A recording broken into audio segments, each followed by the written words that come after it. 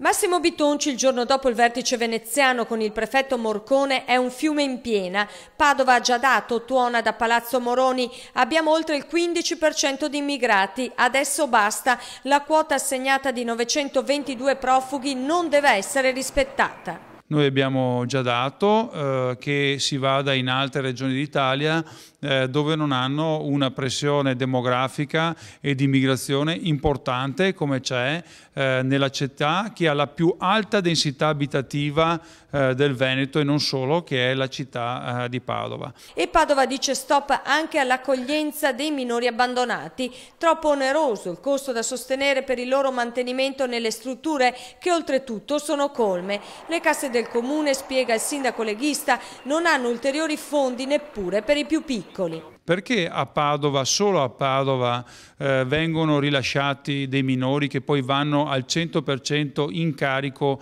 all'amministrazione comunale? Infatti io oggi in giunta ho dato indicazione all'assessore Brunetti e al settore che noi abbiamo già dato anche in questo caso, quindi non siamo più disponibili ad accogliere neppure i minori. E poi c'è la questione HUB, il centro per l'identificazione dei migranti che Morcone vorrebbe aprire in Veneto nelle prossime settimane, scegliendo tra una lista di 38 caserme. Ma per Bitonci si tratta di veri e propri campi profughi, una situazione, dice, inaccettabile. Parliamo di un campo profughi in Veneto, di smistamento mi sembra un grave errore, non è possibile controllare poi su questi campi l'entrata e l'uscita.